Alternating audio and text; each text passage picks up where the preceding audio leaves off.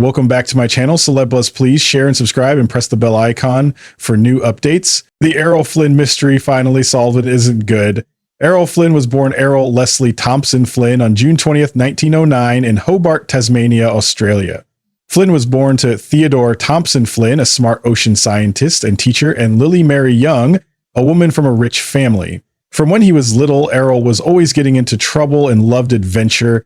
This would be part of his whole life, both in movies and in real life. He got kicked out of many schools for fighting, stealing, and chasing girls. This showed everyone what kind of wild behavior would later be in newspaper headlines when he became famous in Hollywood. Even though he had problems in school, Flynn was very smart and had natural charm that made him both exciting and mysterious. Before he started acting, Flynn lived a very exciting life. He worked as a person who grew tobacco in New Guinea, someone who looked for gold, a fisherman, and even a police officer. These exciting experiences gave him the wild energy he later used in movies. His handsome face and strong body made him perfect for action movies.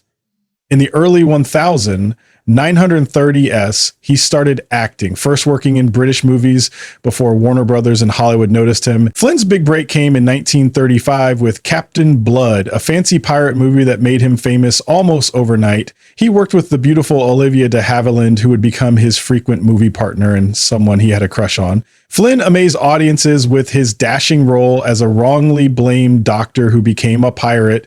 The movie's success made him a major star and the ultimate screen hero. His perfect sword fighting, athletic skills, and noble way of acting made him ideal for romantic, daring main characters. Following Captain Blood, Flynn starred in many hit movies that define 1930s and 1940s adventure movies, including The Charge of the Light Brigade in 1936, The Adventures of Robin Hood in 1938, and The Seahawk in 1940.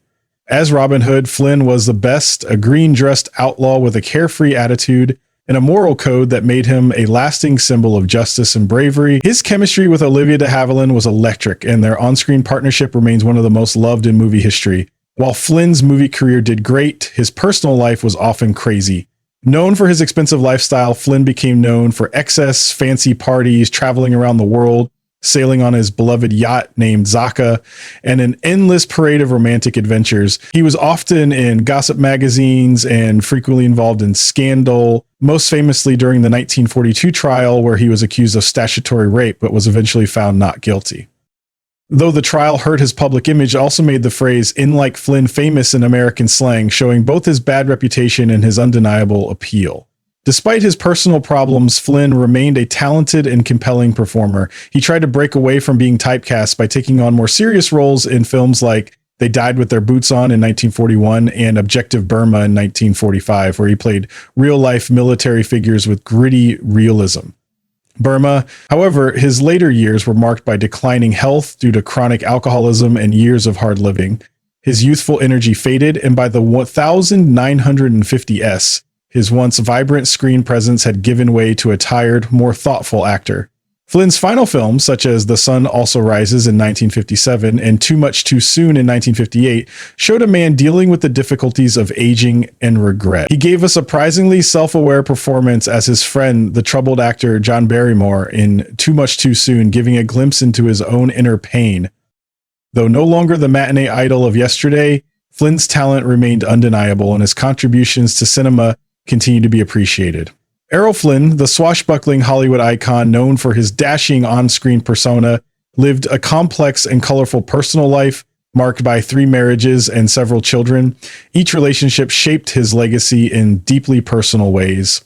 His first marriage was to French-born actress Lily Damita, a glamorous and fiery presence in her own right, whom he married in 1935. Their union, marked by passion and turbulence, was frequently the subject of tabloid gossip throughout Hollywood. Despite their marriage challenges, the couple had one child together, a son, Sean Flynn, born in 1941. The marriage ended in divorce in 1942 after years of public fights and private discord, but the bond they shared through Sean would remain significant in Flynn's later life, especially as Sean grew up to pursue a career as adventurous as his father's. Flynn's second marriage began in 1943 when he married Nora Eddington, a young woman who had worked at the courthouse during Flynn's controversial and highly publicized statutory rape trial, in which he was ultimately found not guilty. Eddington, then only 19, brought a sense of calm and home life to Flynn's turbulent life, and their marriage lasted until 1949. During their 6 years together, the couple welcomed two daughters, Deirdre, born in 1945, and Rory, born in 1947. Although their marriage ended in divorce, Flynn maintained a connection with his daughters, particularly Rory, whose family line would extend the Flynn legacy into the 21st century. In 1950, Flynn married for the third and final time. His bride was Patrice Wymore, a young and talented actress and singer who co-starred with him in the film Rocky Mountain. Despite a big age difference, Flynn was 41 and Wymore just 24. The couple shared a strong connection based on mutual respect and admiration. Their marriage, which lasted until Flynn's death in 1959, produced one daughter, Arnella Roma Flynn, born in 1953. Unlike Flynn's earlier marriages, this one was noted for being relatively stable, especially in his final years as he began to distance himself from the crazy pace of Hollywood. Tragically, Arnella died young in 1998 at the age of 44, adding another sad note to the Flynn family story. Flynn's family line continues today through his daughter Rory, whose son, Sean Flynn, named after his uncle, pursued a career in entertainment as well. This younger Sean Flynn became known for his role in the popular Nickelodeon television series Zoe 101, where he played the character Chase Matthews. In this way, Errol Flynn's legacy extended not only through his legendary screen performances, but also through a new generation of actors bearing his name and spirit. In the early 1950s, tired of the spotlight and disappointed with the changing movie industry, Flynn began to withdraw from Hollywood. He and Patrice Wymore moved to Port Antonio, Jamaica, where they established a peaceful and luxurious retreat far from the prying eyes of the press.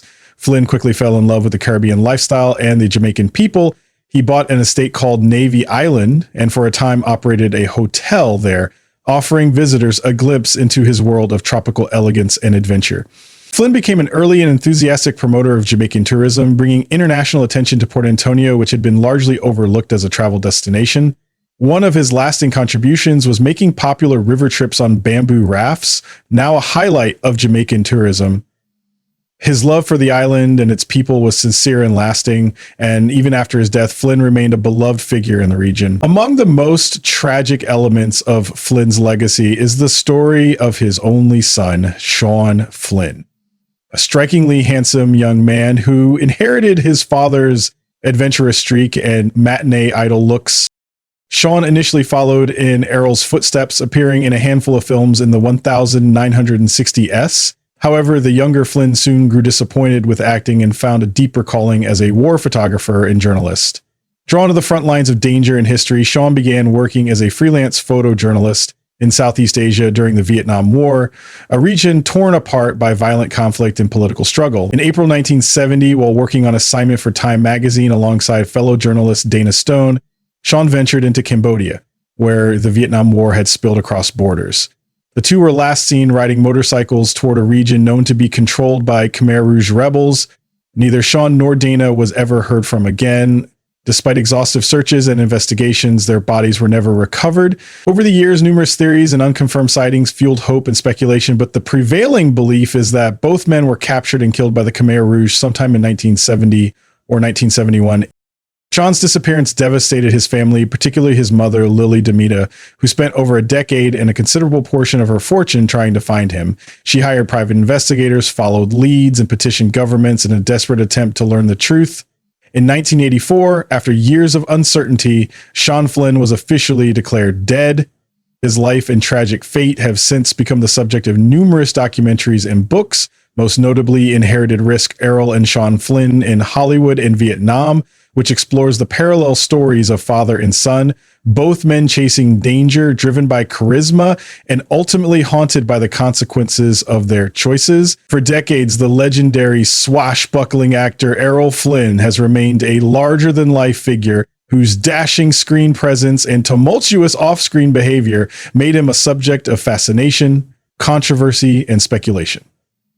Behind his charismatic smile and action hero roles, there existed a darker, more complicated story that Hollywood worked hard to hide.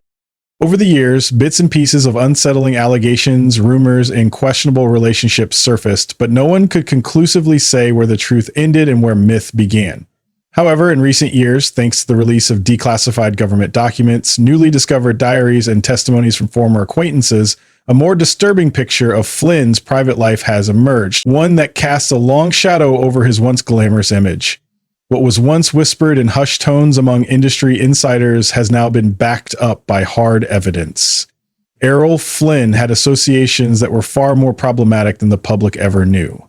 FBI files released under the Freedom of Information Act reveal that Flynn had long been under surveillance by the U.S. government due to his suspected ties with pro-fascist operatives during the 1930s and early 1940s. While many celebrities were investigated during the McCarthy era for communist leanings, Flynn's case was different.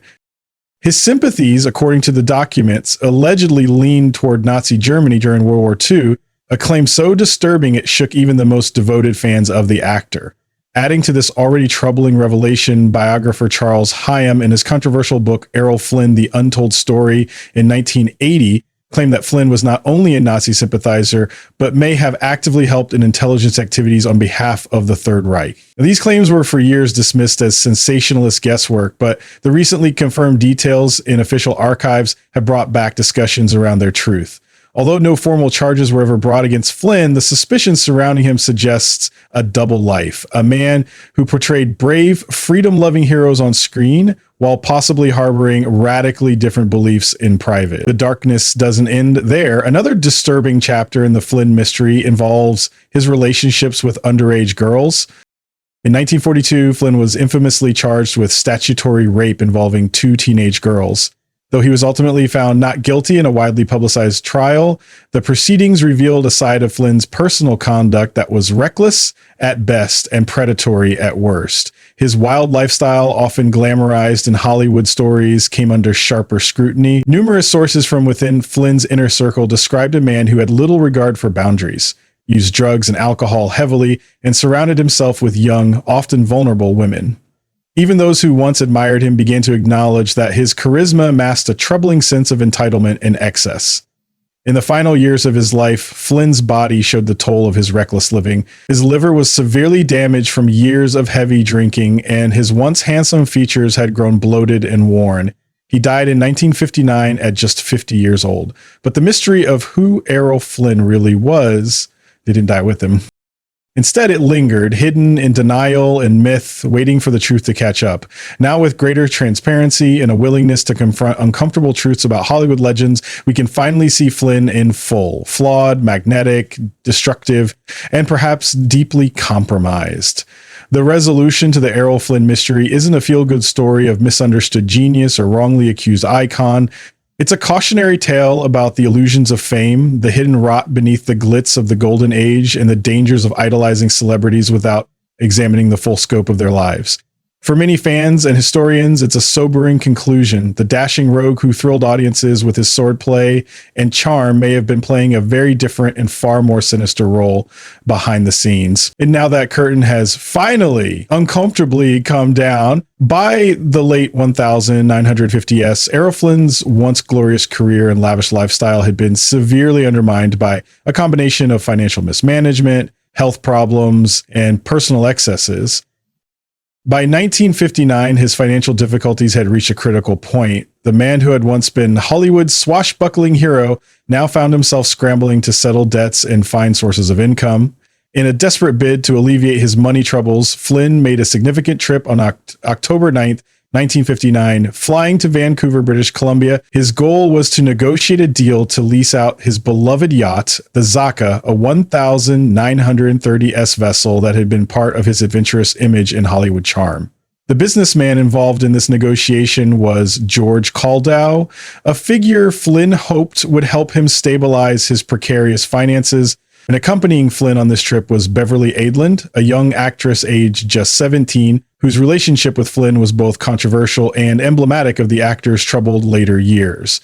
Their companionship on this trip symbolized a man far removed from the heroic image he once projected, tangled instead in scandal and decline. On October 14th, as Calda was driving Flynn and Adeline to the airport for a flight back to Los Angeles, Flynn suddenly began experiencing excruciating pain in his back and legs. This intense and alarming discomfort signaled something far worse brewing beneath the surface of his failing health. Recognizing the severity of Flynn's condition, Caldo quickly diverted to the home of Dr. Grant Gould. The doctor immediately noticed Flynn's difficulty with basic movement. The actor struggled to climb the stairs, a simple act that highlighted his physical deterioration. Dr. Gould suspected that Flynn's pain stemmed from degenerative disc disease and spinal arthritis, chronic conditions often made worse by years of heavy drinking, smoking, and a demanding physical lifestyle. To relieve Flynn's suffering, Gould gave him an intravenous dose of 50 mOs of Demerol, a powerful painkiller. As the medication took effect, Flynn's agony lessened, allowing him a moment of temporary relief. During this brief break, Flynn began to reminisce at great length, telling stories and memories from his adventurous past, a glimpse into the mind of a man clinging to the ghosts of his former glory. Despite his notorious reputation for excess, Flynn declined an alcoholic drink when it was offered to him, a rare moment of restraint. After the initial treatment, Dr. Gould gave Flynn a leg massage in the bedroom of the apartment to further ease his discomfort and advise him to rest before continuing his journey to Los Angeles. Flynn appeared to respond positively, assuring those around him that he felt ever so much better. However, this fragile improvement was tragically short-lived. Approximately 20 minutes later, Beverly Odlin checked on Flynn and found him unresponsive. The severe pain replaced by a sudden and complete loss of consciousness. An urgent call to emergency services resulted in rapid medical intervention from Dr. Gould, followed by an ambulance transfer to Vancouver General Hospital. Despite the swift response and all available efforts, Flynn never regained consciousness. Later that evening, he was pronounced dead. A sudden and shocking end to the life of one of Hollywood's most legendary figures. The official coroner's report and Flynn's death certificate revealed the cause of death to be a myocardial infarction, more commonly known as a heart attack. This was caused by coronary thrombosis, a blockage of blood flow to the heart, coupled with coronary atherosclerosis, a chronic condition characterized by the hardening and narrowing of the arteries. These findings painted a grim picture of Flynn's health, which had been steadily deteriorating due to years of heavy drinking, smoking, and physical strain. The report also noted significant fatty degeneration and partial cirrhosis of the liver, conditions showing severe liver damage often associated with chronic alcohol abuse. These liver issues were serious enough to be listed as contributing factors to his death. In a posthumous detail that added a layer of complexity to Flynn's personal life, reports emerged that genital warts had been removed from the actor shortly before his death, a medical issue reflecting the private and sometimes scandalous struggles he endured behind the scenes.